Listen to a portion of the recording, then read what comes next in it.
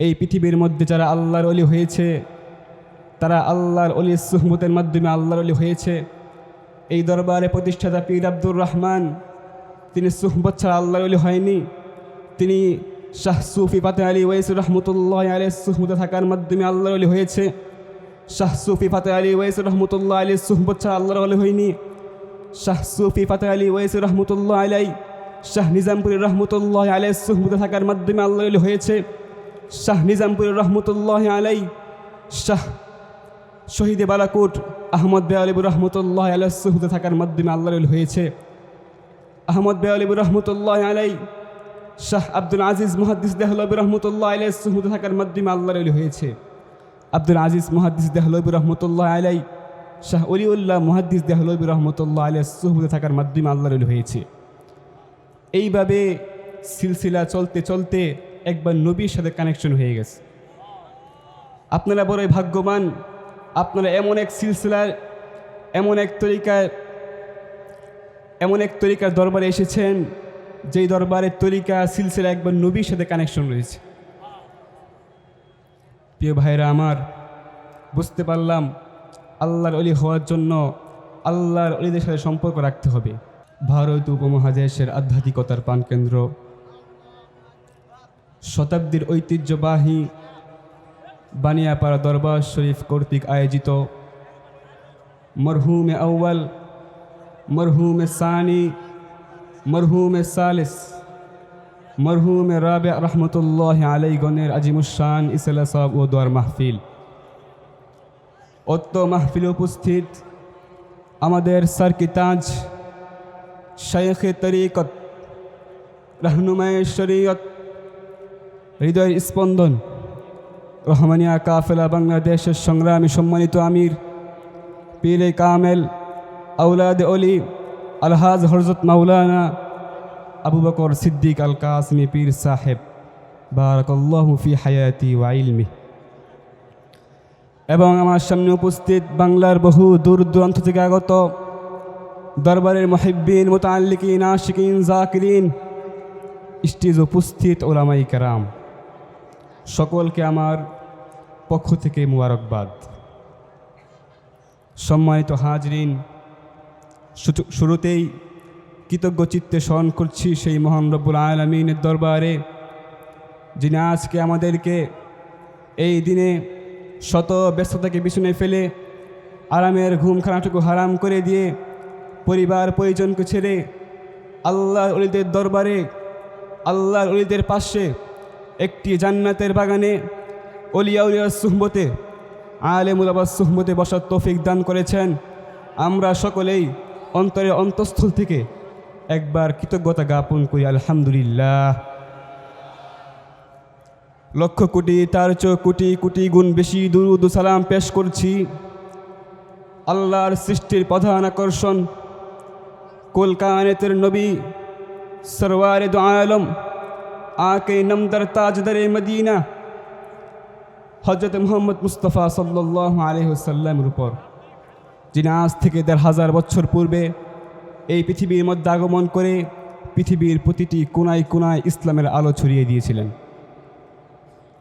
সম্মানিত হাজরিন, আমি শুরুতে আপনাদের সামনে পবিত্র কুরআনুল কারীমের সূরা ইউনূসের ৬২ নম্বর আয়াত তেলাওয়াত করেছি। উক্ত আয়াতের মধ্যে আল্লাহ তাআলা তার দুনিয়ার মধ্যে যত বান্দা রয়েছে তাদের মধ্য থেকে একদল বিশেষ বান্দাদের কথা বলছেন। আল্লাহ তাআলা ইরশাদ করছেন, আলা ইন্না আউলিয়া আল্লাহ, শোনো দুনিয়ার মানুষেরা, দুনিয়ার মধ্যে আমার যত বান্দা বান্দি রয়েছে তাদের মধ্য থেকে একদল বান্দা আছে যারা আমার খুব কাছের বান্দা, প্রিয় বান্দা, তাই হচ্ছে আল্লাহর ওলি। আল্লাহ তাআলা তাদেরকে সুসংবাদ দিয়ে বলছেন, লা খাউফুন আলাইহিম ওয়ালা হুম ইয়াহজানুন, আল্লাহর ওলি যারা, তাদের কোনো ভয় নেই, চিন্তা নেই, তারা দুনিয়া এবং আখিরাত উভয় জাহানে তারা সফল কাম। অপরদিকে যারা আল্লাহর ওলিদের সাথে শত্রুতা রাখে, আল্লাহর ওলিদের সাথে বেয়াদবি করে, আল্লাহর ওলিদের সাথে বিদ্বেষ পোষণ করে, তাদেরকে আল্লাহ তাআলা হুঁশিয়ার করে বলছেন, মান আয়াদা লি ওয়ালিয়িহি ফাকাদ আযানতুহু বিল হারব, যে আমার অলির সাথে সত্য রাখবে, যে আমার অলির সাথে বেয়াদবি করবে, ফাকাদ আযানতুহু বিল হারব, আমি তার সাথে যুদ্ধ ঘোষণা করলাম। নাউযুবিল্লাহ। তাহলে বুঝতে পারলাম আল্লাহর কাছে আল্লাহর অলিদের শ্রেষ্ঠত্ব, মাহাত্ম্য, মর্যাদা কত বেশি। এই শ্রেষ্ঠত্ব, এই মাহাত্ম্য সকলেই অর্জন করতে পারে না। এই শ্রেষ্ঠত্ব, মাহাত্ম্য অর্জন করতে পারে ওই ব্যক্তি যে আল্লাহর অলিদের সাথে সম্পর্ক রাখে। এই শ্রেষ্ঠত্ব অর্জন করতে পারে ওই ব্যক্তি যে আল্লাহর অলিদের সুহবতে থাকে, আল্লাহর অলিদের কাছে নিজেকে মিটাইয়া দেয়। আল্লাহ তারা নিজে কোরআনে কারিমে ইরশাদ করছেন, ইয়া আইয়ুহাল্লাযীনা আমানুত্তাকুল্লাহা কুনু মা'আস সাদিকিন, হে ঈমানদারগণ, তোমরা আল্লাহকে ভয় করো এবং আল্লাহর অলিদের সাথে সম্পর্ক স্থাপন করো। আল্লাহর অলিদের সাথে সম্পর্ক রাখলে, আল্লাহর অলিদের সাথে সম্পর্ক স্থাপন করলে আল্লাহ তাআলা আল্লাহর অলি বানায় দিবে। আল্লাহর অলিদের কাছে নিজেকে মিটিয়ে দিলে আল্লাহ তাআলা অলি বানায় দিবে। একটি বীজ যেমন নিজেকে মাটির সাথে মিশিয়ে দেওয়ার কারণে একটি সুন্দর স্বাচ্ছন্দ্যময় বাগান দাঁড়িয়ে যায়, ঠিক আপনি যদি আপনার নিজেকে আল্লাহর অলির কাছে মিটিয়ে দেন, তাহলে আল্লাহ তাআলা আপনার পুরো জীবনকে সুন্দর করে দিয়ে আল্লাহর অলি বানায় দিবে। প্রিয় ভাইরা আমার, এই পৃথিবীর মধ্যে যারা আল্লাহর অলি হয়েছে, তারা আল্লাহর অলির সুহবতের মাধ্যমে আল্লাহর অলি হয়েছে। এই দরবারে প্রতিষ্ঠাতা পীর আব্দুর রহমান, তিনি সুহবত ছাড়া আল্লাহর অলি হয়নি। তিনি শাহ সুফি ফাতেহ আলী ওয়াইসি রহমতুল্লাহ আলাইহির সুহবতে থাকার মাধ্যমে আল্লাহর অলি হয়েছে। শাহ সুফি ফাতেহ আলী ওয়াইসি রহমতুল্লাহ আলাইহির সুহবত ছাড়া আল্লাহর অলি হয়নি। শাহ সুফি ফাতেহ আলী ওয়াইসি রহমতুল্লাহ আলাই শাহ নিজামপুরের রহমতুল্লাহ আলাইহির সুহবতে থাকার মাধ্যমে আল্লাহর অলি হয়েছে। শাহ নিজামপুরের রহমতুল্লাহ আলাই শাহ শহীদে বালাকোট আহমদ বেয়ালিবুর রহমতুল্লাহ আলাইহির সুহবতে থাকার মাধ্যমে আল্লাহর অলি হয়েছে। আহমদ বেয়ালিবুর রহমতুল্লাহ আলাই শাহ আব্দুল আজিজ মুহাদ্দিস দেহলভী রহমতুল্লাহ আলাইহির সুহবতে থাকার মাধ্যমে আল্লাহর অলি হয়েছে। আব্দুল আজিজ মুহাদ্দিস দেহলভী রহমতুল্লাহ আলাই শাহ অলিউল্লাহ মুহাদ্দিস দেহলভী রহমতুল্লাহ আলাইহির সুহবতে থাকার মাধ্যমে আল্লাহর অলি হয়েছে। এইভাবে সিলসিলা চলতে চলতে একবার নবীর সাথে কানেকশন হয়ে গেছে। আপনারা বড়ই ভাগ্যবান, আপনারা এমন এক সিলসিলার, এমন এক তরিকার দরবারে এসেছেন, যেই দরবারের তরিকা সিলসিলা একবার নবীর সাথে কানেকশন রয়েছে। প্রিয় ভাইরা আমার, বুঝতে পারলাম আল্লাহর অলি হওয়ার জন্য আল্লাহর অলিদের সাথে সম্পর্ক রাখতে হবে, আল্লাহর অলিদের সুহবতে থাকতে হবে, তাদেরকে সম্মান মর্যাদা করতে হবে। সম্মানিত হাজরিন, এই দরবারে বিগত 4 জন মরহুম পীর, তারা প্রত্যেকে আল্লাহর অলি ছিলেন, এর মধ্যে কোনো সন্দেহ নেই। এই দরবারে প্রতিষ্ঠাতা পীর আব্দুর রহমান, তিনি একজন অলিয়ে কামেল ছিলেন, তার মধ্যে কোনো সন্দেহ নেই। তিনি যার থেকে খেলাফতপ্রাপ্ত হয়েছিলেন, তিনি কত বড় আল্লাহর অলি হয়েছিলেন, তিনি কত বড় আল্লাহর অলি ছিলেন, আপনারা শুনলে অবাক হবেন। এই দরবারে প্রতিষ্ঠাতা পীর আব্দুর রহমান, তিনি যার থেকে খেলাফতপ্রাপ্ত হয়েছিলেন, তিনার নাম হচ্ছে শাহ সুফি ফাতেহ আলী ওয়াইসি রহমতুল্লাহ আলাই। তিনাকে রাসূল নামা বলা হতো, তিনাকে রাসূল নামা বলা হতো, কারণ একদিন হযরত শাহ সুফি ফাতেহ আলী ওয়াইসি রহমতুল্লাহ আলাই মনে খুব কষ্ট ব্যথা নিয়ে নদীর পাড়ে আসলেন। মনের মধ্যে খুব কষ্ট ব্যথা, অনেক দিন হয়ে গেল নবীর সাথে কোনো সাক্ষাৎ নেই, দিদার নেই। এই ব্যথা, এই কষ্ট হৃদয়ের মধ্যে জ্ঞাপন করে সাগরে আসলেন। সিদ্ধান্ত গ্রহণ করলেন আজকে লাফ দিয়ে মারা যাবেন, কারণ যে সত্তার সাথে নবীর অনেক দিন ধরে কোনো কানেকশন নেই, সে সত্তা রেখে আমি কি করব।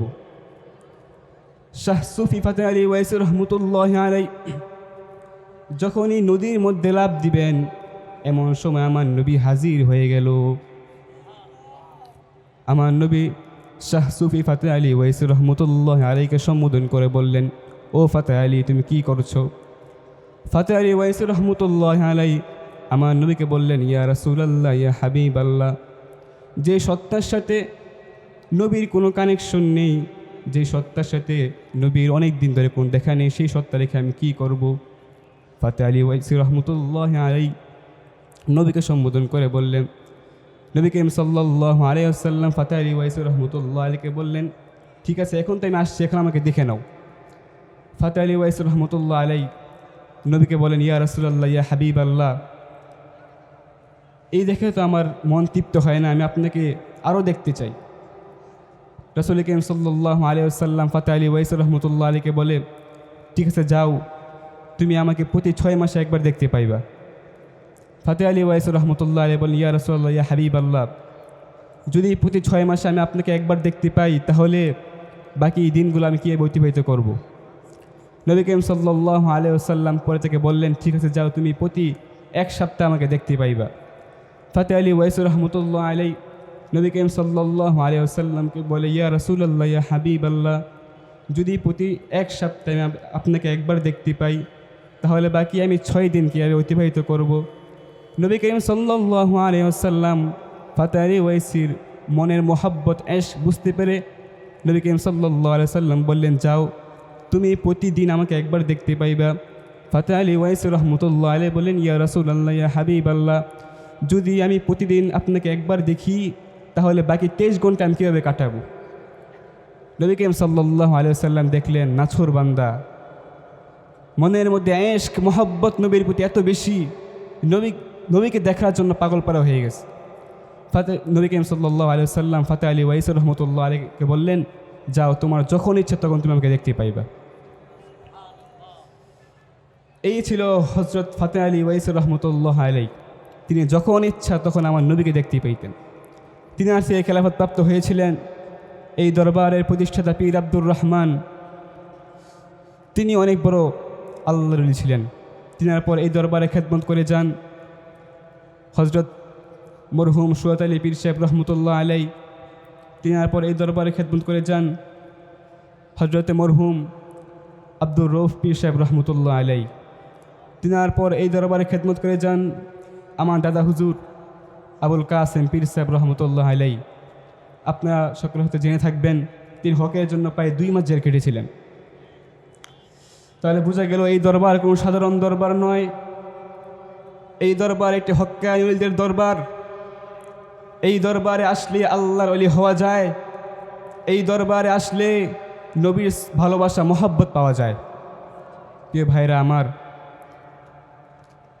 আপনাদের কাছে আমার আকুল আবেদন এই যে আপনারা সকলেই এই দরবারের সাথে সম্পৃক্ত থাকবেন, এই দরবারে আসা যাওয়া করবেন, এই দরবারের সাথে সম্পর্ক রাখবেন।